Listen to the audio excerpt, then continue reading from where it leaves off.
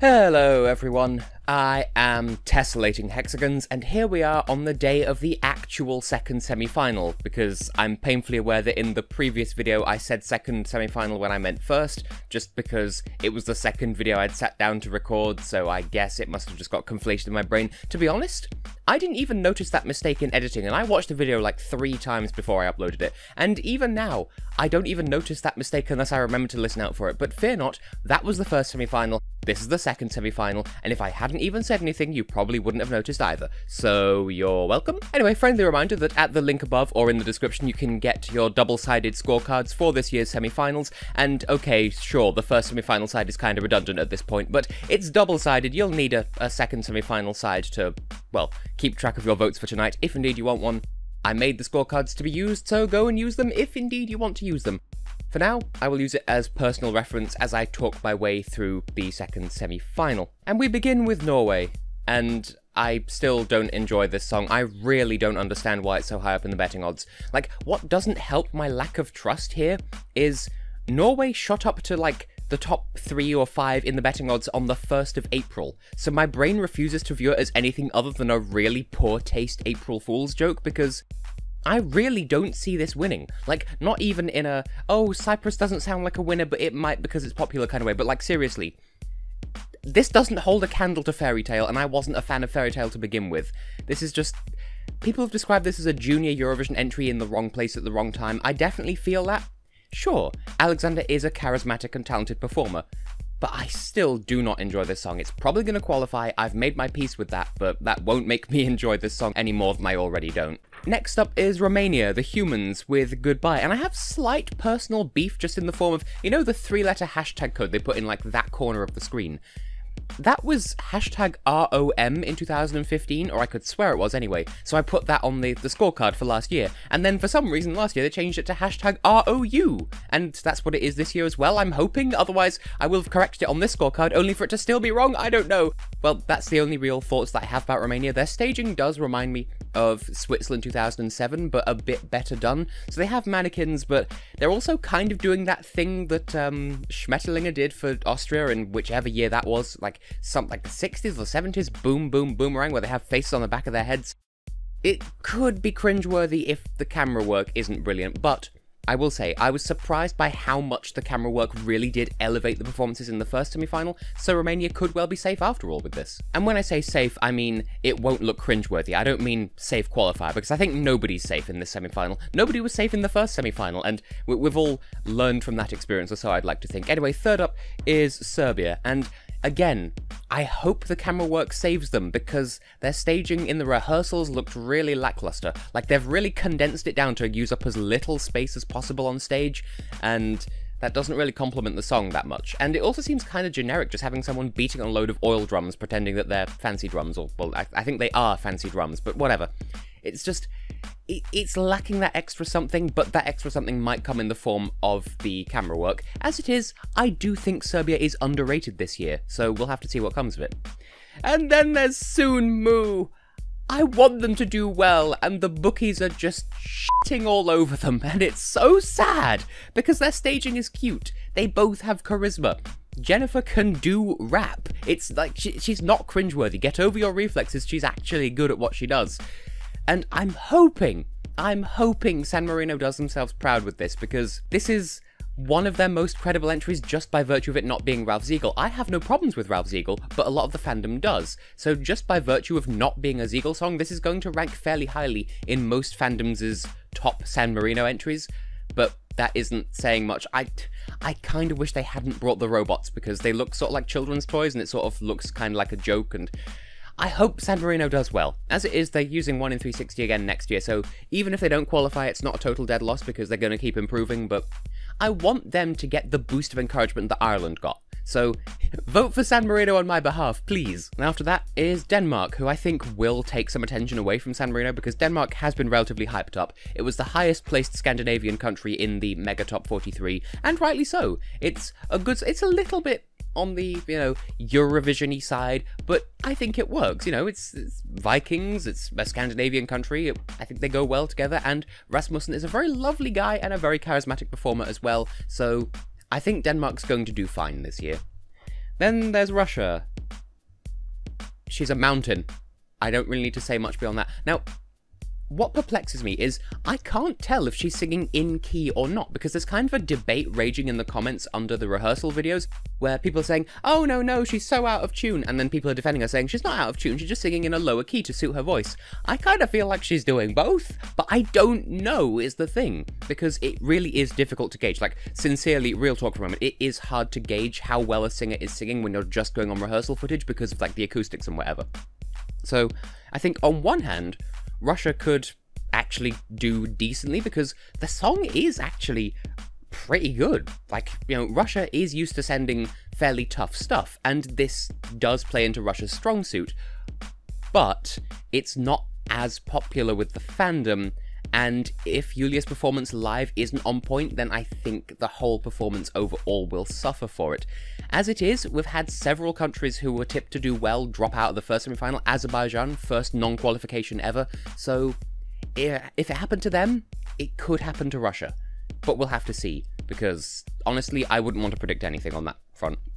Then there's Moldova, where people have absolute faith in them just because they're staging. And yeah, their staging looks really clever. They've got the Scooby-Doo wall, they've got body doubles. It's probably going to be crazy, and I think the staging is what's going to save it, because I'm still not a fan of the song itself. I think Dorados are capable of better.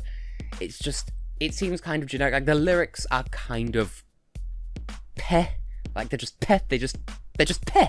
And that's not an insult to Dorados, that's just, do you feel the way I do? Are you real? Fantastic, I'm a real boy. It's just, it doesn't really connect with me, and I see what they're going for, and it just sort of, it's a bit wide of the mark in my opinion, but the staging does elevate it, and if the camera work is as clever, then maybe this will get into the final and deserve it in my opinion. For the moment, I wouldn't choose to put it through, but people like it, and I absolutely see what they're seeing in it. Then, coming up 8th in the running order is the Netherlands. I am very much a fan of the Netherlands. Now granted, one of their performances on Eurovision.tv when the song was first revealed, like there was the studio version that was overlaid over footage of his performance at the performance in whichever talk show it was where Waylon was premiering his songs. That was the studio version on top of footage of that.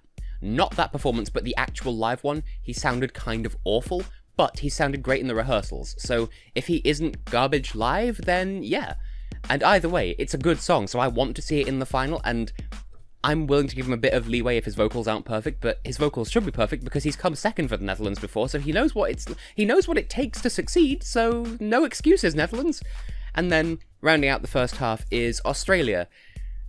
Admittedly, my least favourite of Australia's 4 adult Eurovision entries, but they have never sent an entry that I don't like. So I think Australia is probably fairly safe to qualify. They got the strobe angel wings, kind of like if you took the UK's staging and like scrunched it up in your hand and then sort of rearranged it. That's kind of what Australia has by the look of it. And honestly, I do think Jessica owns the stage. She's right at home in the performance. I'm still not fond of the song. I do still think the lyrics are, again, a bit on the generic side, but musically and like using the voice as an instrument, even looking past the lyrics, she absolutely owns the performance, and I think that will convince people. Opening the second half here, we have Georgia, and I think the song is lovely and gorgeous, and I think a lot of people just aren't going to have the time of day for it, because, I mean, Miseria didn't qualify for Croatia in 2013, and this is kind of just Georgian Miseria, so I think people aren't going to get it, even though we do live in enlightened times. People are much more open to traditional songs in native languages, so it stands better odds than it would have done 2 or 3 years ago, but I still think people won't have the patience for it, because some people will find it soporific, and some people just won't connect with it out of not understanding or not feeling it, and other people, again, will just overlook it because there are other songs in this semi-final that they're just more taken by, which is fair enough. It's just a bit of a shame for Georgia. And then there's Poland, where I'm really conflicted, because I think this is the sort of thing that people would enjoy, and that do still enjoy, but Gromi's awkward school DJ disco dancing is still a thing, and that's going to be rather difficult to watch. I think it does depend on the staging, because from what I've seen so far, Lucas Meyer is kind of being treated as a backing singer, even though he's the lead vocalist.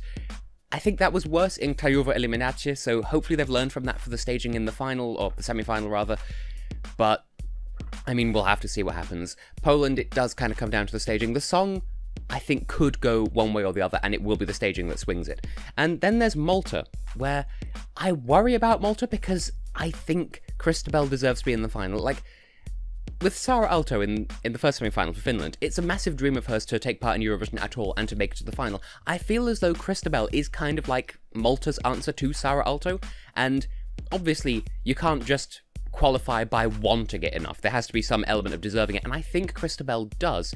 Granted, there are some people who listen to this song and just hear the mental illness side of it as like a gimmick, like it's trying to appeal to a crowd artificially. I take it sincerely, but I do understand why some people aren't, and I think ultimately it'll be down to, on the night, do people get it, yes or no? And of those who do get it, do they feel it? And of the people who don't get it, do they still enjoy the music? And it's going to be that, like, those 4 categories are going to be split into, like, 2 sides. The side who's for it and the side who are against it, and the ones who are against it are going to be more apathetic rather than actively opposing it, so I want Malta to qualify, because they have failed to qualify with songs of this caliber before, despite earning their spot in the final, and I would be sad if this didn't make it, because I do enjoy it, and yes, I'm saying that of a Jason song, what a surprise. And then there's Hungary. They have to qualify, it's the law. There is no choice here. Hungary has to qualify. But to be fair, especially because of where it is in the running order, RVS will stand out, and they will impress. I think this is the song that people are going to remember because of how it's not just different, it's different from everyone else's kind of different in the contest. So it's in Hungarian, and it's some kind of metalheads kind of dispute whether it's metal or not, but I mean, to the common person, yeah, it's metal, that's what we understand metal to be, and I think that's gonna, I think people will be sold on it because they're like, whoa, this can be in Eurovision? Cool, and then they'll vote for it. So, never mind what the gatekeepers say, I think Hungary stands a good shot. It would be nice if they end up on the left-hand side of the scoreboard in the final. I think that is a distinct possibility, I just don't know how high. But I want them to qualify. Similar story with Latvia. I love the Latvian song. I continue to be impressed that the whole thing was put together by Laura herself, and she's going to perform it, and she has charisma. I just worry that this might go the same way as Croatia, in that maybe the staging's a bit empty. The difference with this one is Funny Girl is kind of a soliloquy, whereas Crazy is a serenade. And by that I mean, Croatia was singing to a person and singing about a narrative to a person, whereas Latvia works as like an internal monologue, and yes, it does address a second person, but it could be passed as an internal conversation, like imagining having this conversation with the other person without actually saying it to them. And if they can reflect that in the staging, which that's kind of what they're doing with having her basically the same as Supernova, I think that could come across well, and I hope it does because I love Latvia's entry this year. Again, vote for it on my behalf if you can, because I can't vote in the semi-final because I live in the UK. And then there's Sweden. Sweden. Staging's the same as Melodifestivalen. I'm disappointed because, like, I just don't like that because it just seems arrogant. I mean, yeah, there's not really much reasoning to that, so that is entirely just a me thing, but in a year of people trying too hard with gimmicks, this kind of stands out for trying too hard with their gimmick. But that is just me. Some people will take it at face value and enjoy it. I'm just a bit cynical after so many years of 12 points to Sweden, 12 points to Sweden, 12 points to Sweden. I get sick of it after a while. Some people will enjoy it at face value, and I support people's rights to enjoy this song. I just don't enjoy it personally, and I wouldn't be happy seeing this doing especially well, because I don't enjoy it personally. But that's me being completely selfish, so if it does well, then fine, power to him. I think this song has already charted in the UK, which seems a bit unfair, but whatever. Then there's Montenegro. Vanya is definitely the best ambassador for any country in all of this year's contest. Like, have you seen his interviews? He's got such personality, such sass, he's precious, and he is one of the best vocalists, like one of the best vocal performers of this year. I would say he's the best male vocalist, and Franca was the best female vocalist. And there's not much in it, like there are a lot of strong talents in this year's contest, but Vanya does deserve the recognition. His song is beautiful, it's woefully underrated, and again, I would vote for it if I could. Like, his rehearsals have been really compelling. So I want Montenegro to pull a surprise qualification out the bag, but I won't be surprised if they don't. And there's Slovenia. Slovenia is the one I was talking about when I was discussing Austria in the previous pre-show review, where Austria did broken camera right, except they didn't because they didn't do the broken lens thing after all, but whatever. Slovenia plans on doing a fake technical fault. Don't do this!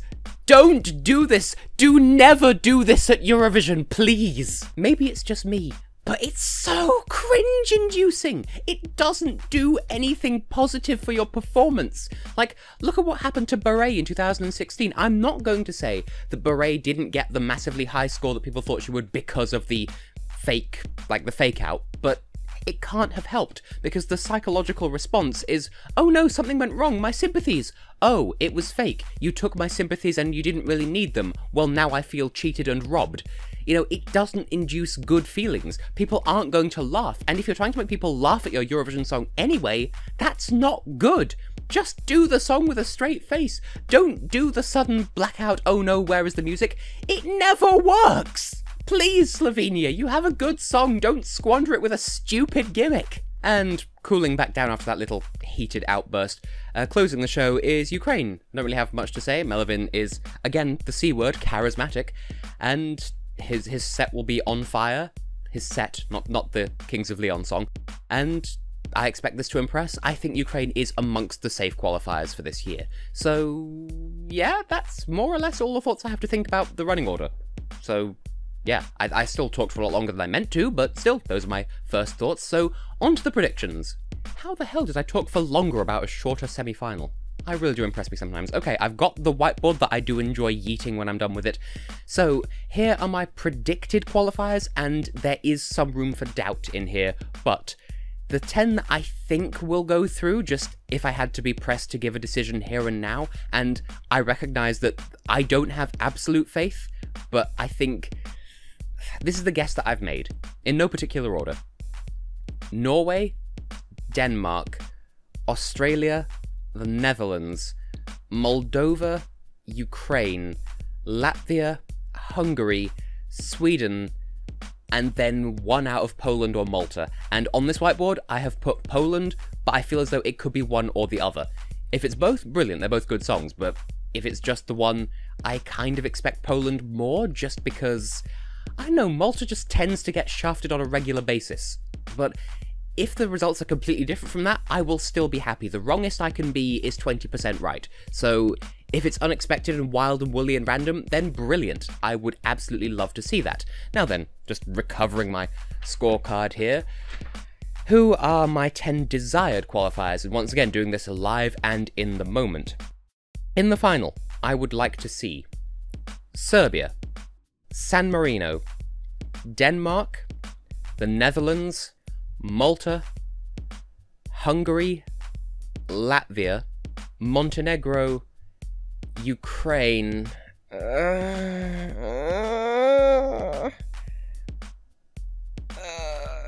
and I'm gonna say Romania, because Romania makes me feel things. I was that close to putting Slovenia through, but if they plan on doing the fake technical fault, then no! You see how much of a difference it can make?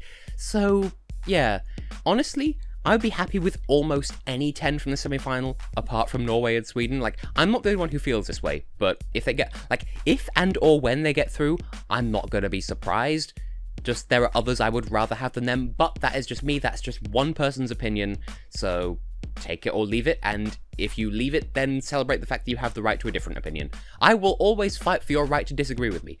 So, I have been and will continue to be Tessellating Hexagons, and see you tomorrow for my live reactions to the qualifiers as they happen, as they continue to prove me wrong at every step that I take. Looking forward to that!